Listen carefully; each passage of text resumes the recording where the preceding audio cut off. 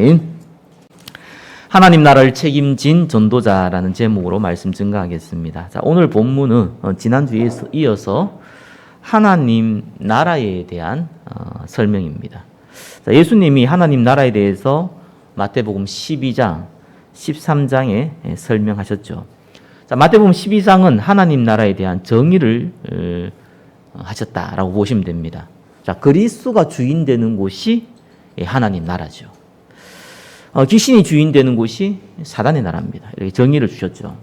그래서 성령을 힘입어 귀신을 쫓아내면 하나님 나라 임했다. 이렇게 말씀하셨습니다. 자, 마태복음 13장은 동일하게 하나님 나라에 대한 얘기인데 하나님 나라에 대한 좀 실제를 설명하셨습니다. 7가지 비유를 들으셨죠. 자, 하나님 나라는 어떻게 만들어지뇨? 하나님 나라를 사단이 어떻게 공격하며 하나님 나라는 어떻게 확장되어지며 하나님 나라는 얼마나 가치가 있는가라는 설명입니다. 자, 이러면서 오늘 그 설명을 하고 나서 마지막에 주신 말씀이 오늘 본문입니다. 자, 여기 천국의 제자된 서기관 이래 나오죠. 자, 하나님 나라를 책임진 전도자라는 겁니다. 저와 여러분을 의미합니다. 자, 이 축복을 오늘 어떻게 누릴지 또 말씀을 통해서 마음에 담는 시간 되시기를 예수 그리스도 이름으로 축원합니다. 자, 1번 보겠습니다. 하나님 나라에 대한 예수님의 비유입니다. 예, 그 비유가 총 7가지 나오는데 적어놓기는 제가 이제 다 적어놓지 않았죠. 5가지 적어놨죠. 왜냐하면은 보화와 진주 요거는 좀 같이 묶었고요. 겨자씨와 누룩은 같이 묶었습니다. 자, 7가지 비유를 우리가 좀 먼저 봐야겠죠. 첫 번째는 우리 씨 뿌리는 비유입니다. 전도자가 복음을 전하면은 4가지 마음밭을 가진 사람을 만나게 됩니다. 4종류의 한 사람을 만나게 되죠. 한 사람은 길가, 하나는 돌밭, 또 하나는 가시떨기, 하나는 좋은 땅. 자, 이렇게 4가지 마음밭을 가진 사람들을 만나게 되고 또 그런 분들이 교회에 구성되어 있습니다. 길가밭이 뭡니까? 말씀을 듣기를 거절하는 자죠. 사단의 이 말씀을 빼앗긴 자이라 보시면 됩니다. 돌밭은 뭡니까? 말씀을 들을 때 너무 기쁨을 받았으나 어려움 좀 당하고 시련이 당하면은 쉽게 넘어지고 배반하는 자죠. 가시떨기인 자는 어떤 자입니까? 말씀을 들어서 나름대로 뿌리를 내렸는데 세상에 염려, 재물, 유혹, 향락으로 말미암아 결실을 맺지 못하는 자 이런 의미죠. 자, 좋은 땅에 가지고 있는 그 마음밭은 어떤 겁니까? 말씀을 듣고 깨닫는 자, 또 지키는 자, 30배, 60배, 100배의 열매를 거두는 자를 의미합니다. 자, 이걸 보면서 하나님 나라가 어떻게 만들어지는지 우리가 확인할 수 있죠. 길가밭은 아무래도 말씀 듣기를 자체를 거부하니까 빼고 돌밭, 가시떨기, 좋은 땅 이렇게 3가지로 구성됩니다. 그게 교회고요. 그것이 실제적으로 하나님 나라가 이루어지는 방법입니다. 또 한 가지 기억해야겠죠. 이거를 우리가 하나님 나라를 어떻게 만들어지냐 이렇게 우리가 확인도 되지만 또 한 가지는 길가에 대한 의미를 좀 알고 있어야 됩니다. 우리 마음밭이 그럴 수 있거든요. 그러니까 말씀 놓치지 마라. 여러분이 강단의 말씀 놓치지 마라. 놓쳐버릴 뿐만은 여러분 상태는 불신자로 돌아간다. 그거는 불매의 진리입니다. 바뀌지 않는 진리예요. 반드시 그래야 돼요. 그래서 말씀을 들을 수 있는 수준, 복음의 말씀을 들을 수 있는 시간표가 조금 걸리거든요. 처음 예수 믿는 사람들은요. 율법의 말씀, 종교의 말씀 들은 사람들은 할 수 없고, 복음의 말씀 듣는 사람들 듣는데 좀 시간이 걸려요. 어느 날 이게 들리기 시작하는 겁니다. 그때부터 신앙생활이 시작되죠. 문제는 어느 날 또 멈춰버렸어요. 이러면 완전 옛날로 돌아갑니다. 불신자 상태로. 그게 왔다 갔다 하는 거예요. 그래 평생 그렇게 신앙생활 하는 사람도 있습니다. 그래서 말씀 놓치지 마라. 그 말이고요. 또 돌밭. 그러니까 환난 뭡니까? 환난과 시련은 항상 있는 거예요. 당연한 거예요. 그러니까 여러분한테 예수 믿는데 어려움이 없다. 그 사람이 이상한 사람이에요. 좀 정확하게 얘기하면 그 사람은 예수 안 믿는 사람일지도 몰라요. 당연히 있어야 되는 거예요. 문제는 있어야지 답을 찾잖아요. 아니 환난이 있어야지만 하나님의 능력을 체험하잖아요. 언제 어떻게 우리가 하나님 능력을 체험합니까? 좋은 밥을 먹고 좋은 장소에서 푹 쉬면서 하나님 능력 체험합니까? 그렇게 체험하는 게 아니거든요. 문제가 없기 때문에 하나님 능력을 체험하는 거예요. 아니, 문제가 없는데 무슨 해답이 필요합니까? 아니, 문제가 없는데 무슨 응답이 필요합니까? 이게 마련이 당연히 있는 거예요. 그게 다 발판입니다. 당연히 있어야 되는 거고, 그것이 저와 여러분의 축복의 통로가 됨을 믿으시기 바랍니다. 가시떨기 뭡니까? 재물, 이 여러 가지 유혹, 욕심 이런 것들인데 사실상 저와 여러분들이 우선순위 문제거든요. 영적인 우선순위를 빼앗겨버리면 열매를 못 거두게 돼 있어요. 열매를 못 거둔다는 것은 무슨 말입니까? 하나님 능력을 체험하지 못한다는 거죠. 하나님 우리 만들 때 하나님을 찬양하고 경배하잖아요. 그러니까 신분과 건설을 줬어요. 하나님 신분이잖아요. 신분이 뭡니까? 하나님을 찬양하고 경배하게 만들어놨어요. 건설가 뭡니까? 정복하고 다스리는 거예요. 이 두 가지 다 체험하지 못하면은, 이 두 가지가 같이 있지 아니하면은요, 사람 영적 상태는 무너지게 돼 있어요. 신분과 건설가 분리되어 있는 것이 아니라 사실 같이 되어 있는 겁니다. 신분이 있다면 건설가 있는 거죠. 저와 여러분들이 이 신분의 축복을 확인하는 방법이 뭡니까? 그게 건설예요. 그래서 열매를 거두지 못하면은, 다르게 표현하면 열매의 맛을 못 보면은, 사람은 지치게 돼 있어요. 영적인 존재라서. 신앙생활 오래 하고 거의 불신자까지 살아가는 이유가 뭡니까? 복음의 말씀 속에 있으면서도 열매가 없어서 그래요. 그러니까 불신앙이 드는 거예요. 말은 하는데 불신앙 속에 있는 거예요. 해봤자 안 된다. 이런 불신앙이 있단 말이에요. 그 속에 빠지면 다 죽는 겁니다. 그래서 우선순위를 빼앗기지 마라. 그러면서 뭡니까? 좋은 땅은 뭡니까? 말씀 듣고 실천해라. 여러분 실천하시기 바랍니다. 실천하다고 자꾸 저게 종교주의자나 율법주의자 그렇게 실천하지 마시고요. 그건 실천이 아니에요. 걔들이 하는 실천이 아니라니까요. 성경적인 실천이 아닙니다. 그 언약 잡고 기도 속에 들어가라는 거예요. 그게 실천입니다. 그걸 진짜 믿고 묵상하라는 거예요. 그게 실천이에요. 그걸 안 하고 딴 거 잡고 하면 어떡합니까? 자, 두 번째 뭡니까? 가라지 비유입니다. 자, 하나님 나라는 좋은 씨를 제 밭에 뿌린 것 같다 이렇게 했습니다. 근데 원수가 와가지고 가라지를 뿌리고 갔어요. 처음에 몰랐는데 시간이 좀 지나고 나니까 밭에 곡식만 있는 것뿐만 아니라 가라지도 보이는 겁니다. 그래서 종들이 물었어요. 질문했죠. 이 가라지가 왜 생겼습니까? 그런데 이 가라지를 지금 뽑기 원합니까? 이때 주인이 뭐라고 그랬습니까? 원수가 와서 뿌렸구나. 근데 지금 뽑으면 안 된다. 뽑으면은 알곡도 뽑힐 수 있다. 그래서 추수할 때가 되면은 그때 가라지를 거두어서 불사르고 곡식은 곡간에 넣어라. 이렇게 얘기했죠. 자, 여기서 가라지라는 단어 좀 이해해야겠죠? 이 독보리라고 합니다. 보리인데 독보리예요. 독이 있는 보리라는 것이죠. 그래서 이 가라지 같은 경우는 밀과 보리와 이렇게 흡사해가지고 실제로 곡식이 익어서 열매가 나오기 전까지는 잘 구분이 안 된다고 합니다. 이것은 이제 열매를 맺을 때 확실히 구분되죠. 왜냐하면 이 열매가 검은 이삭을 내요. 이 보리의 검은 이삭, 열매가 검어요. 그러니까 이제 이거 크게 구분되죠. 근데 이 중간에 구분돼도 뽑기가 어려운 것이 실제로 그래요. 이걸 뽑으면은 얘가 뿌리를 어떻게 내리냐니까 뿌리를 내리면서 곡식에 그러니까 보리에 그 뿌리하고 썩 이렇게 엉켜버립니다. 그러니까 이제 이 독보리죠. 이 가라지는 보리에 영양분을 지가 흡수해요.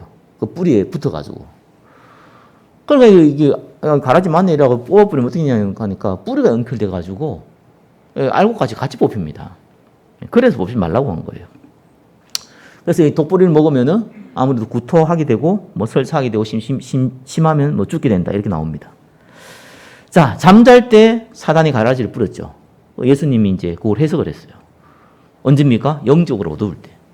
가라지가 언제 이제 뿌려집니까? 영적으로 어두워질 때. 교회가 영적으로 어두워질 때. 그죠? 그때 가라지가 뿌렸어요. 그러니까 교회 크다고 중요한 거 아니에요. 그죠? 가라지 많은 교회는 사실상 어려워져요. 재앙 몰고 옵니다. 근데 언제 교회가 크다고 그러면 가라지가 많냐? 그 말 아니잖아요. 언제입니까? 어두울 때. 영적으로 어두울 때. 복음이 약해질 때. 복음 외에 다른 것을 강조하고 많이 하기 시작할 때. 그때가 가장 영적으로 어두울 때입니다.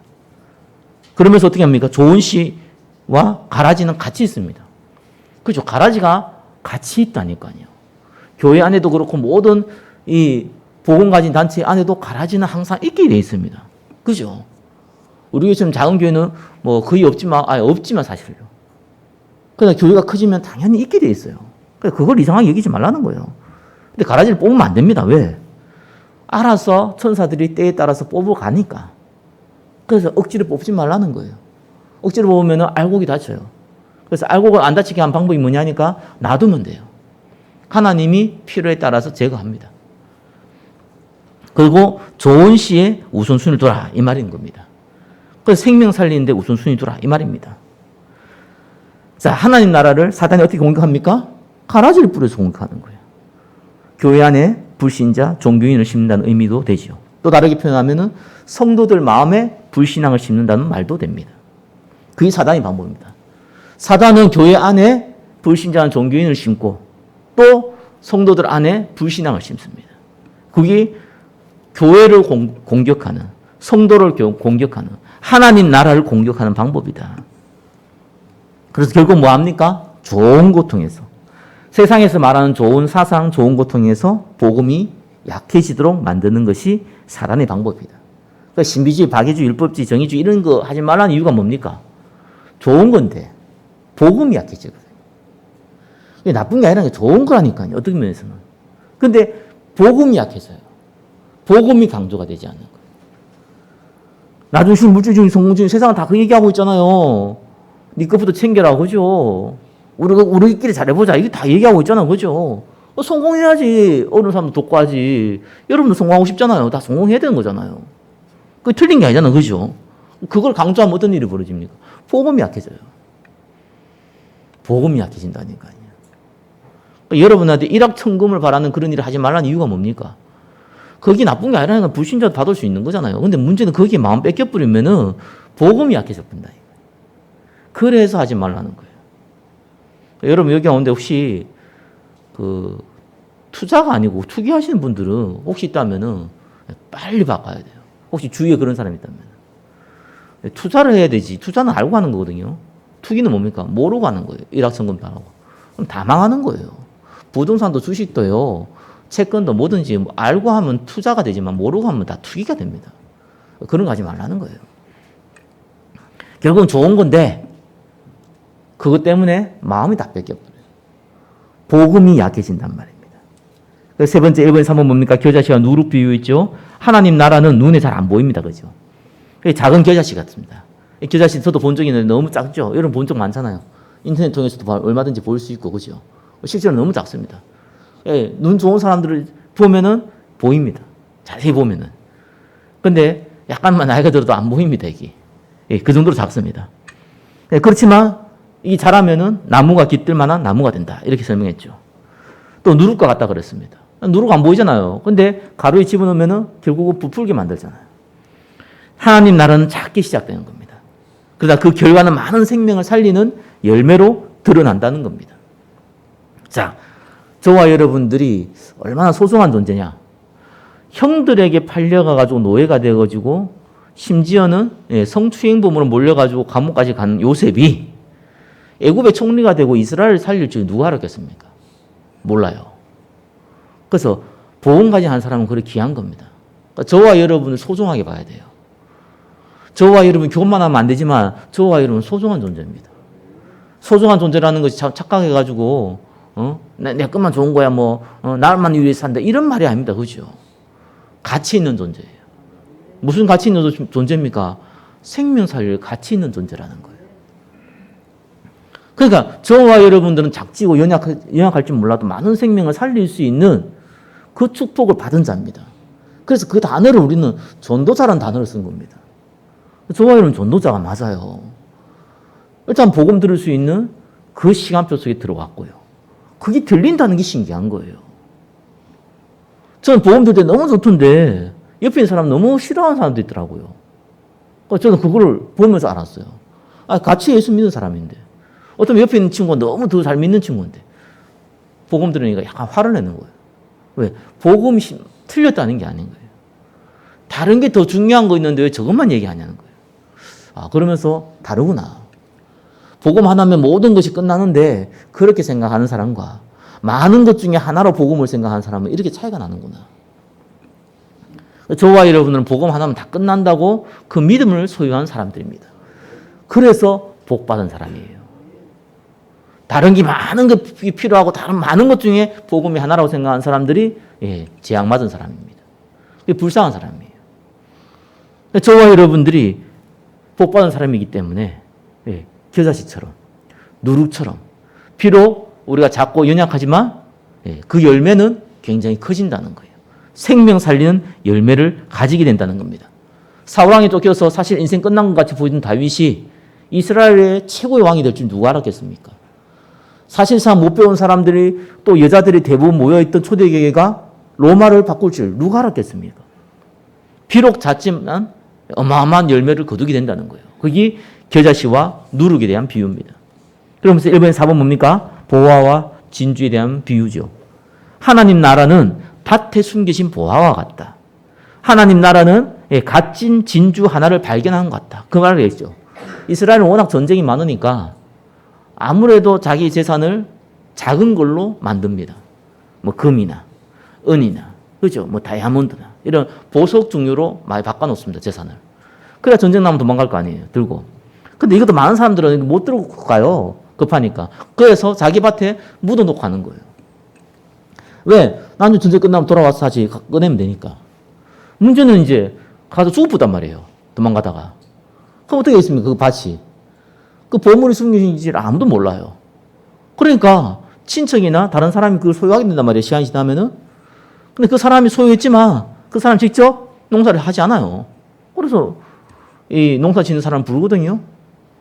그래서 그 사람이 농사를 짓다 보니까 보물을 발견한 거예요. 그걸 가져가면은 그 밭이 자기 것이 아니기 때문에 도적이 되는 거예요. 그러니까 어떻게 합니까? 자기 있는 돈 다 팔아가지고, 다 모아가지고 그 밭을 사는 겁니다. 그 밭이 자기 것이 되면은 그 안에 있는 보물은 자기 것이 되는 겁니다. 그 의미예요. 그래서 이 하나님 나라가 이렇게 귀한 거라는 거예요. 다음에 값진 진주는 뭡니까? 당시에 부자들, 그러니까 쉽게 말해가지고 왕족이나 뭐 귀족들은 돈이 많죠. 이 사람들은 희귀한 보물 이런 걸 수집한단 말이에요. 그래서 보석을 파는 사람들이 보고 흔한 보석들은 그냥 그 값에 주고 사고 팔고 하잖아요. 근데 성경 보니까 값진 진주 하나라 했습니다. 어떻게 보면은 특이한 진주겠죠. 희귀성이 있는 진주예요. 그러니까 어떻게 됩니까? 이거는 이제 값을 못 매기는 거예요. 왕족이나 귀족에 주면은 얼마든지 자기 평생 먹고도 남을 만한, 그만한 돈을 벌 수 있는 기회가 생기는 거예요. 그리고 어떻게 합니까?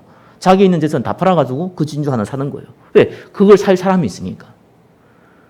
그와 같이 하나님 나라는 자기의 모든 것을 걸 만한 가치가 있는 것이다. 그 얘기한 겁니다. 그물 비유가 뭡니까? 자, 하나님 나라는 물고기를 몰고 가는 그물과 같다. 이 하나의 그물 같아요. 그럼 거기는 어부들은 그렇잖아요. 낚시꾼들이야 뭐 다를 수 있지만 어부들은 자기가 원하는 물고기가 있거든요. 고동어를 한다든지 갈치를 한다든지 자기가 원하는 물고기가 있단 말이에요. 오징어를 한다든지. 근데 그거 외에 물고기가 걸리면 어떻게 됩니까? 라면 끓여 먹던 거 아니면 버리거든요. 필요 없으니까. 그거 말이에요. 좋은 물고기가 있고 못된 물고기가 있다 했습니다. 뭐 물고기도 좋은 게 있고 못된 게 있습니까? 그 말은 아니잖아요. 그죠? 필요한 게 있고 필요 없는 게 있어요. 하나님 나라에 필요한 게 있고 필요 없는 게 있습니다. 그 결국은 이제 불신자 얘기죠. 종교인 얘기입니다. 교회 안에도 얼마든지 들어올 수 있으니까요. 근데 이제 이게 가라지 비유하고 비슷하거든요. 근데 가라지는 좀 차이점이 있죠. 가라지는 그 교회의 그 하나님 나라를 이루는 그 공동체의 주역으로 쓰임받아요. 거기 달라요. 그래서 불신자 가운데 목사 많습니다. 종교인들 간에 목사 많습니다. 불신자 가운데 중직자 많습니다. 불신자 가운데 장로도 많습니다. 그게 사실이거든요. 그거예요. 그걸 구분하는 거예요. 거기 가라지입니다. 가라지 특징이 그렇죠. 근데 지금 이 부분은 그런 부분 아니에요. 얼마든지 불신자들 있다는 거예요. 그 얘기한 겁니다. 그러나 마지막에는 어떻게 됩니까? 결국 다 구분된다는 거예요. 그 얘기를 했습니다. 하나님 나라가 어떻게 만들어지는지. 자, 하나님 나라를 사단이 어떻게 공격하는지. 하나님 나라가 얼마나 가치가 있는지. 그 설명을 한 겁니다. 하나님 나라가 어떻게 확장이 되는지. 작지만 이 누룩같이 겨자씨같이 작지만 확장되어진다는 거예요. 그 설명한 겁니다. 저와 여러분을 통해서 하나님 나라를 확장해 나간다는 겁니다. 그 말씀을 주신 겁니다. 그러면서 오늘 본문 나왔어요. 자, 2번이죠. 천국의 서기관입니다. 자, 하나님 나라를 깨달은 자입니다. 이 모든 것을 깨달았느냐 하시니 대답하되 그러하오이다. 자, 마태복음 12장 13장을 설명하면서 제자들에게 이렇게 질문한 거죠. 이 모든 걸 깨달았냐. 제자들이 그렇다라고 얘기했습니다. 하나님 나라에 대해 저와 여러분들이 이해하잖아요. 하나님 나라가 뭡니까? 예수님이 주인 되는 거. 저와 여러분이 하나님 나라예요. 저와 여러분 복음 전해서 거기서 예수님 사람 나오면 그거 보고 하나님 나라로 가는 거예요. 주권이 미치는 곳. 그게 하나님 나라예요. 그 하나님 나라가 어떻게 합니까? 사단이 주인 되어 있냐, 예수님 주인 되어 있냐. 그거거든요. 그래서 하나님 나라의 개념이 영토나 국가를 얘기하는 게 아니라니까요. 누구를 주인으로 모시고 있냐. 그게 하나님 나라고, 예, 사단이 나라고. 거기서 구분되는 겁니다.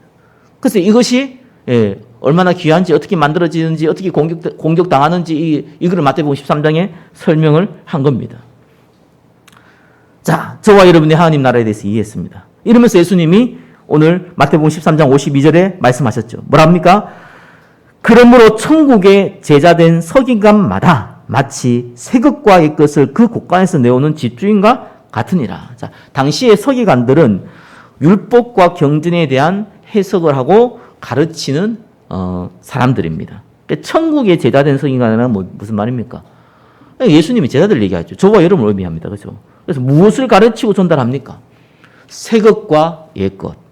옛것은 율법이고 새것은 복음이다. 이 말이 아닙니다. 그죠? 옛것이 뭡니까? 오실 메시아. 새것이 뭡니까? 오신 메시아. 그 메시아가 통해서 이루어질 하나님 나라. 그 얘기입니다. 그래서 옛것은 어떻게 뭡니까? 복음이 필요한 이유. 오실 메시아잖아요. 왜 인간이 하나님 떠나서 이런 저주 아래 매였습니까? 거기 창세기 3장 사건이잖아요. 그래서 어떤 고통을 당했습니까? 그래서 그것이 어떻게 이 선지자를 통해서 전도자를 통해서 복음이 연결되어져 왔습니까? 그들을 기다리는 건 뭐였습니까? 메시아잖아요. 메시아가 오면 어떤 일이 벌어집니까? 그걸 구약에서 기다렸단 말이에요. 그 메시아가 그리스도란 말입니다. 그 그리스도가 바로 예수라는 거예요. 그분을 믿을 때 하나님의 자녀가 되고 하나님 나라가 이제 시작된다는 겁니다. 그 설명입니다. 그것을 그 곳간에서 내오는 집주인과 같은 일이라. 이번에 3번 보니까 집주인과 같은 자. 집주인이 누굽니까? 예수 그리스도. 그죠? 집주인은 아닌데 집주인과 같다는 거예요. 저와 여러분이 하나님이 아닌데 하나님이 주신 그 건설을 사용하는 대리인이라는 거예요. 그리스도의 대리인이라는 거예요. 저와 여러분들은 하나님이 양자로 삼으셨다 했잖아요. 하나님이 자녀가 아니라니까요. 하나님이 아니잖아요. 그럼에도 불구하고 양자로 삼으셨어요. 그러면서 우리 보고 그리스도의 대리인으로 삼으셨다는 겁니다. 베드로전서 2장 9절 너희는 택하신 족속이요. 왕 같은 제사장들이에요. 거룩한 나라예요. 그의 소유된 백성이다. 이 말입니다. 저와 여러분들은 천국의 서기관, 제자된 서기관으로 그리스도의 대리인으로 부르심을 믿으시기 바랍니다. 자, 그러면 3번이죠. 천국의 제자된 서기관. 그 사람이 저와 여러분들이에요. 그 사람에게 뭘 맡겼습니까? 하나님 나라의 확장을 맡긴 겁니다. 저와 여러분 통해서 전도 선교를 맡긴 겁니다. 저와 여러분 통해서 생명 살리는 일을 맡긴 겁니다. 저와 여러분을 통해서 그리스도의 몸된 교회를 맡기신 겁니다. 그 책임진 전도자라는 겁니다. 전도와 선교는 하나님이 행하시는데요. 저와 여러분을 통해서 행하시는 거예요. 그래서 저와 여러분이 그 마음이 없으면 하나님이 역사를 안 하는 거예요. 그 증거가 뭐냐? 1500년 동안 지구는 암흑시대가 왔습니다.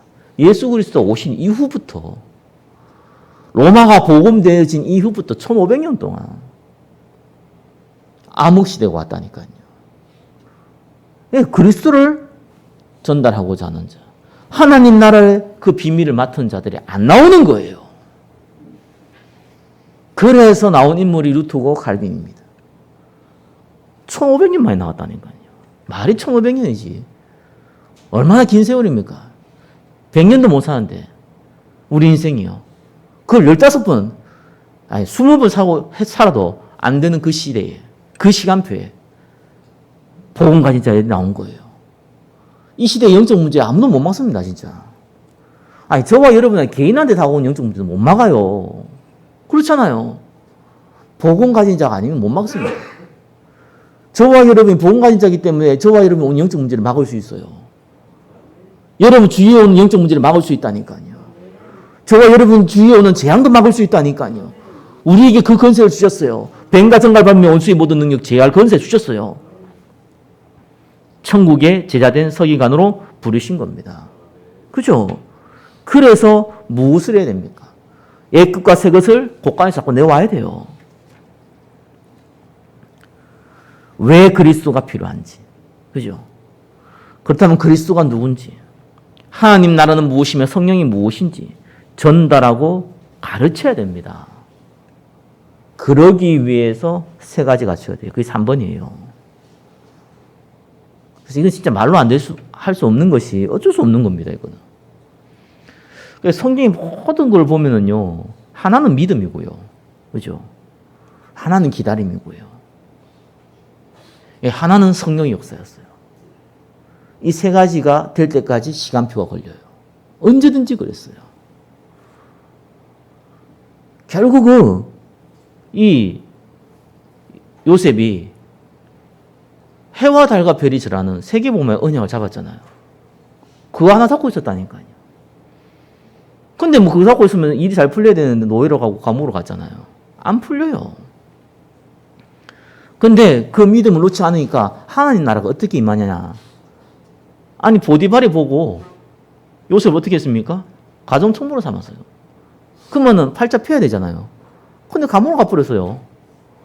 근데 거기서도 감옥의 간수가 요셉에게 모든 열쇠 꾸미를 맡겼다고 나옵니다. 그래서 여러분 하나님 나라는 것이요 체험을 하게 돼 있어요. 그 체험을 하게 되면 어떤 일이 벌어지냐니까 뭔가 갑자기 막 바뀐다 이런 게 아니에요. 여러분이 돈이 없는데 갑자기 돈이 많이 생겼다거나 아니면 막 질병이 있는데 질병이 갑자기 사라졌다거나 갑자기 자녀 문제가 있고 남편 문제가 있고 아내 문제가 있는데 그게 갑자기 없어졌다거나 이런 게 아니라니까요. 오히려 그건 더 심해질 수 있어요. 저와 여러분 원하는 거 있잖아요. 그게 더 심해질 수 있어요. 더 안 좋아질 수도 있어요. 근데 하나님 살아계신 증거를 줘요. 그 시간표가 필요해요. 그래서 기다리라는 말은 아무것도 없이 기다리는 게 아닙니다. 상황은 안 좋아도 하나님 지금 증거를 가지고 기다리는 거예요. 그 기다림이에요. D-Day 되면은 성령 역사 일어나죠. 그때는 모든 걸 회복합니다. 그래서 3번의 1번 뭡니까? 제자들도 마찬가지였어요. 그리스도로 결론 내리는데 공생의 3년 예수님 십자가에 죽으신 부활 시간 필요했어요. 이 시간이 필요했어요. 그래서 이 시간에 응답을 먼저 누렸던 겁니다. 저와 여러분이 이 응답을 누렸잖아요. 그리스도께서 십자가에 다 끝냈다. 이거 믿어지잖아요. 지금 있는 문제와 사건은 하나님께서 나를 갱신시키고 축복을 주기 위한 발판이다. 이거 믿잖아요. 우리 미래는 보장되어 있다. 안 믿으세요? 에이씨, 아무튼 되겠지, 그겁니까? 알잖아요. 보장되어 있잖아요. 지금은 기회잖아요. 잘 안 돼서 그렇지 믿어지잖아요. 안 되는 거하고 믿어지는 것도 다른 얘기거든요. 잘 돼도 안 믿어지는 사람이 있고요. 안 돼도 믿어지는 사람이 있다니까요. 그게 믿어지잖아요. 그래서 이 응답을 체험한 겁니다. 죄와 죽음과 사단의 이 권세를 깨뜨리신 그리스도.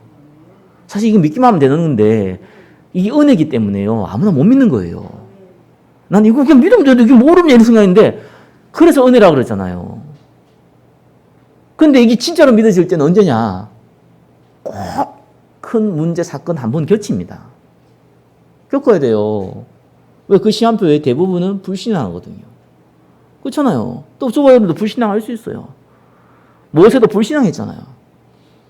나름대로 이스라엘 백성 살리려고 몸부림쳐가지고 살인자가 가지고 도망갔잖아요. 낙심했잖아요. 몇 년 동안? 40년 동안. 말이 40년이지. 40년 동안 낙심했어요. 40년 동안 뭔가 해보려고 그러다가 40년 동안 또 낙심했어요. 합이 80년이에요. 그때 그리스도를 체험해요. 그리스도 외에는 필요 없다는 걸 체험해요. 그 시간표가 저와 여러분에게 이미 주어졌고 주어지고 있는 거예요. 예. 이거부터 겪는 거예요. 그래서 그리스도를 책임진 전도자라는 거는요, 하나님 나라를 책임진 전도자라는 것은 이 결론을 안 내면 다른 사람에게 어떻게 얘기합니까? 다른 사람이 어떻게 증인됩니까? 여러분이 복음 꼭 설명 안 한다 하더라도, 그죠? 여러분 주위에 혹시 예수 믿냐? 나도 교회 한번 가고 싶다 그러는데, 믿어도 별거 없는데, 이런 마음으로 어떻게 상대에게 얘기를 합니까? 말이 안 되잖아요. 어떤 사람 그러더라고요. 영접하는 거 중요하니까, 구원받는 거 중요하니까, 이렇게 복음도 전하고 하는데, 교회 그렇게 중요하지 않아. 이렇게 얘기하는 사람 많아요. 왜 그런 줄 압니까? 그 사람 교회 축복을 모르거든요. 구원이라는 건 각인된 거예요.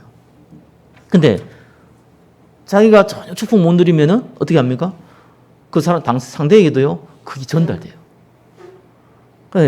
별로 중요하지 않아. 라는 거 이렇게 얘기 안 하는데, 별로 중요하지 않아. 라는 게 전달됩니다. 영적이 다 전달되거든요. 결론을 그렇게 내리는 거예요. 병든 자겠죠. 저와 여러분 그리스도로 결론 내야 돼요. 하나님 나라로 결론 내야 돼요. 자, 이 결론 낸 사람은 어떻게 합니까? 기다리는 거예요. 3번의 2번이죠. 이걸 기다릴 줄 알아야 돼요. 그냥 기다리는 게 아닙니다. 이 그리스도의 결론을 계속 확인하면서 기다리는 겁니다. 그래서 그리스도로 결론 냈다는 거는요, 여러분들이 예배 속에 들어왔다는 것이 그 증거입니다. 그리스도로 결론을 안 내리면 예배 속에 못 들어옵니다, 솔직히. 예배라는 건 단순하게 말씀만 듣는 게 아니잖아요. 찬양을 하고요. 어쩌면 시간과, 그 다음에 이 경제와, 또 마음과, 또 여러 가지 여건들을 여러분들을 다 포기하고 와야 되는 게 예배기도 하거든요. 예배 속에 많은 것들이 숨겨져 있습니다. 그러면서 언약의 말씀을 듣고요. 영적 상태가 회복되어지고요. 말씀을 다시 한번 확인하고요. 이렇게 하는 거예요. 그래서 그리스도로 결론냈다는 것은 내가 그 증거가 예배 속에 들어와 있는 사람이에요. 예배 시간 나면 가고 안 가면 안 가고 일단은 결론 안 낸 사람이에요. 가치가 없으니까. 꿀간에 가치가 없는데 헌금? 그거 중요해. 11조? 그런 건 신약이 없어 그렇게 할 필요 없어 솔직히 그게 아니잖아요. 아까워서 안 한 거지. 그 거짓말도 그런 거짓말 할 거야. 성경에서 안 나와서 안 돼. 그러면 10조 하지 말고 11조를 감성으로 하면 될 거 아니에요. 그 왕은 이유 뭡니까? 당연한 거 아니에요. 아까웠잖아요. 냈을 것도 없는데. 그렇죠? 결론 안 나면은 모든 것이 나 중심, 물질 중심, 성공 중심으로 갈 수밖에 없어요. 가치가 없으니까 그리스도가. 예배에 나와줄 수는 있죠. 그건 나와주는 거지. 나오는 게 아니거든요. 저는 예배에 안 나온 사람 보고 정말 예배 좀 나와라 이렇게 얘기를 안 해요. 좋은 건데 나쁜 게 아니고 좋은 거잖아요. 물론 부모가 자녀에게 할 때는 또 다를 수 있겠지만 좋은 거잖아요. 그래서 안 나오면 안타까운 거지. 좋은 걸 놓치니까. 그죠? 억울할 이유가 없잖아요. 본인 손해니까. 그래서 안타까워서 할 수는 있어도요. 굳이 안 나오겠다는데 왜 안 나오려고 멱살 잡고 끌어당깁니까? 그럼 어떤 일이 벌어집니까?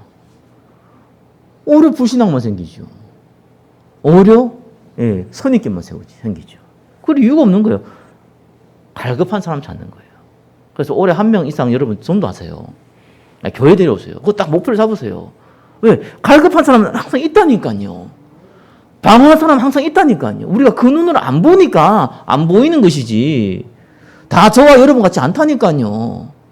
다 저와 여러분 같이 살아가는 게 아니라니까요. 지금 이 시간 당장 죽냐 사냐라 갈등하고 고민하고 있는 사람이 있다니까요. 갈급한 사람이 많다니까요. 그 중에 복음을 주면 받아줄 사람도 많다니까요. 그걸 우리가 찾을 마음이 없어서 안 찾는 것이지 있다니까요. 그래서 여러분 정말 기도가 뭡니까? 나에게 그 사람 붙여주십시오. 그러고 그 기도가 안 나오면은 어떤 면에서는 기도를 안 하는 자예요. 그거는. 그게 대한 사명이 없으면은 어떤 일이 벌어지냐니까 그 체험을 못 하면은요. 죄송하지만 아무리 예수와 그리스도 처음에는 맞는데 시간이 지나면은 무기력해집니다. 가치 없어 보입니다.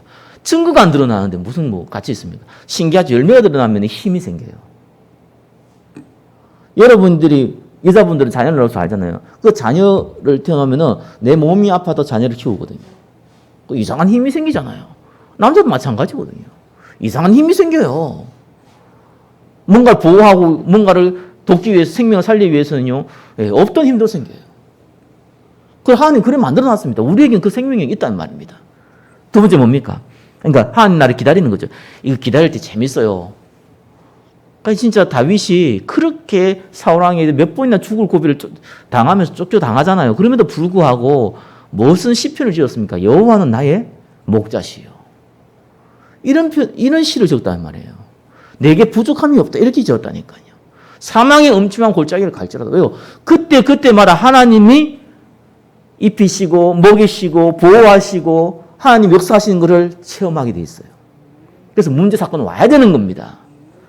문제 사건을 없애달라고 얘기한 사람은요, 하나님 능력을 체험하기 싫다는 거와 똑같아요. 굳이 올 필요는 없어요. 근데 항상 있게 마련이에요. 그건 불신자도 마찬가지예요.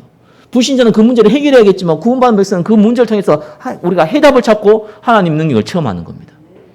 그때 기도 제목 생기잖아요. 그걸 해결하는 기도 제목도 있지만 이를 통해서 하나님 계획 발견할 수 있는 기도 제목이 생기잖아요. 이걸 조금 체험하는 겁니다. 자, 이 체험한 사람들이 함께 모일 때 무슨 일이 벌어집니까? 그때 모든 게 회복되어져요. 그때 저와 여러분이 그렇게 오래 있던 영적 문제 다 회복되어져요. 그렇게 있었던 여러분 경제 문제 그때 다 회복되어져요. 요새 총리가 되니까 다 회복돼 버리잖아요. 총리가 된 게 중요한 게 아니잖아요. 그렇죠? 성령 역사가 일어나버린단 말입니다. 오순절 역사가 일어나버린 거예요. 그러면은 모든 것이 회복되어져요.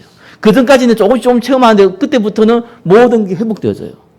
근데 요 단계를 못 들어가는 겁니다. 대부분. 저를 비롯해서. 요 단계를 못 들어가는 거예요. 그래서 개인 체험이 조금씩 다 있어요. 이 자리에 앉아 계신 분은 더더욱 그런 것 같아요. 누구에게 못지않은 신앙의 연륜을 가지고 하나님의 능력들을 다 체험하신 분이에요. 근데 세상 말들 뭔가 안 풀려요. 영적으로 안 풀려요. 유신적으로 안 풀려요. 그래서 비행기가 딱 떠가지고, 그죠? 하늘 딱 올라갈 때 그때 요동치잖아요. 근데 상공은 위로 올라가면 그때부터는 자연스럽게 갑니다. 그 사이거든요. 그게 하나님 나라를 기다리는 시간표예요. 거기 올라가 버리면은 평안한 거예요. 저와 여러분들이 개인도 그렇지만 교회도 마찬가지거든요. 이 응답 받으시기를 예수 그리스도의 이름으로 축원합니다. 기도하겠습니다. 하나님 나라를 책임진 전도자의 응답을 누리게 하여 주옵소서. 예수 그리스도의 이름으로 기도드립니다. 아멘.